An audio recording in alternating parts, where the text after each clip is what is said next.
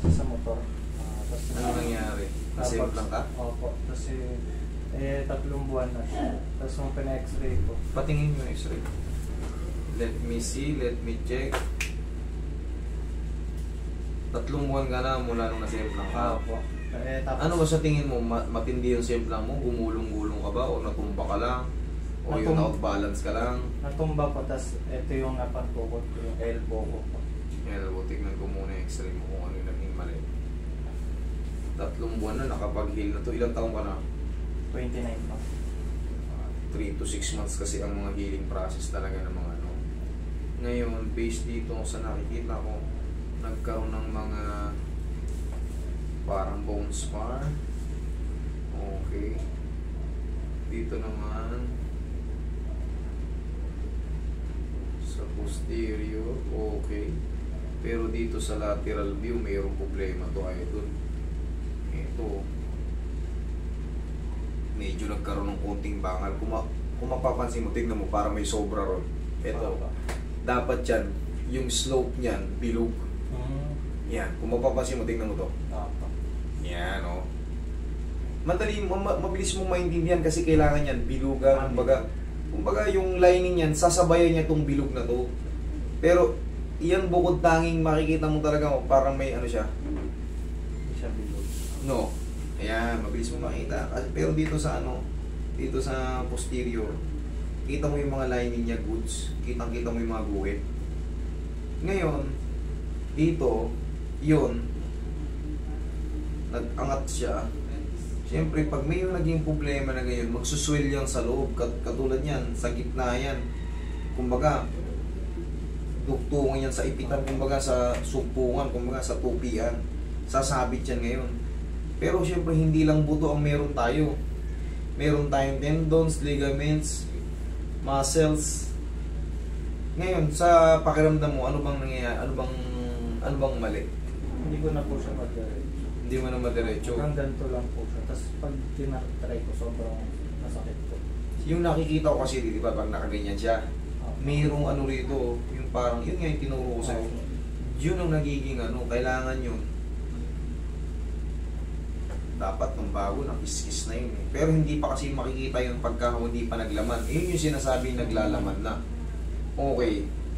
Hindi mo na siya madiretso. Pag ginanyan ko, masakit ba? Sakto lang. Sakto lang ba? Sa kabila nga tupi mo. Mas less to. O parehas lang. Ano na? Okay lang? Okay lang. Okay lang sa pagganyan. Pero yung pag ganito, ang kulang. Pero yung sa posterior view mo, okay yun doon. Nakabaon naman siya. Wala siyang dislocation. Tansya ko rito, naglaman lang to. Kinas ka ba? Ano bang ginawa sa'yo? Pinaghilong mo lang? Opo, ano lang po. Pag in-x-ray lang po ako, tapos sabi, after daw po nung x-ray, yung result po sa orthopedic na daw po ako hindi na po ako nakabalik sa ortho. Pinagaling mo na lang? Opo. Nawala yung ano, pero syempre meron tayong extension ng buto na nakita. Yun yung tinatawag na naglaman na, kumbaga. Kung meron chief fracture siya, meron siyang pag nag-heal kasi yun, ganito ka nga. Tingnan mo, yung siko mo, boundary mo ito, tingnan mo hanggang saan ang aabutin. Kaya mong gumanon? Yan. Yung pinakabukol, kung hanggang saan mo. Sige, straight mo ka. Huwag pa yung guwit. Guwitan mo yung hanggang dito. Kung hanggang saan yung ma-reach yan. Dali ha. Kasi yun ang, yan. Sakto yan ha. Yan. Sige, guwitan mo.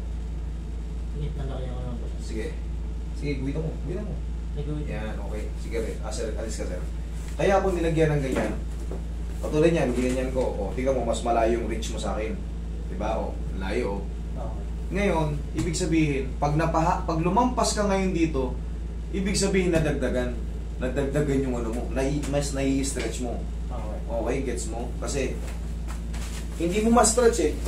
Pero kumbaga, dapat yan, mas malamagpas ka rito. Okay, kasi hindi natin malalaman kung paano na-adjust. Upo ka.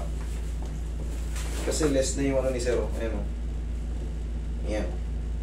Hindi niya maiganon. Ganun mo nga. Ayan o. may uka. Kita niyo? Pero kung gagawin mo dito, sir, total wala namang fracture. Kumbaga, wala siyang major fracture. Bumuhat ka lang ng mabibigat. Yan o. Yan yung mineral water nyo na yung blue. Okay. Ganyanin mo.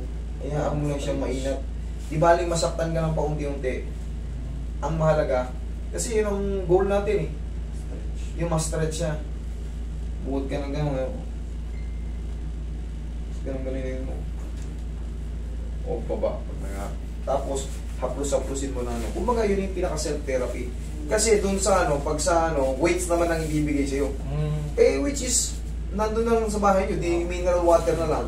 Bibigyan ka rin ng weights dun pag itinerapi ka. Ikaw rin na magtatrabaho. Nagbayad ka pa. Eh, kung dun sa bahay, yung mga mineral water dun, buhatin mo yun. Tignan natin kung ano pang mababago ko rito. Sinukat natin magmula rito. Dito sa boundary na to. Tapos yung nare-reach mo, ano. Sana mabaklas yung ano na yun. Yung nakikita mo sa x-ray. Para tumulas pa siya. Wala naman siyang major na ano eh. Yung basag talagang malaki. Kung labanan na. Yan, kung labanan.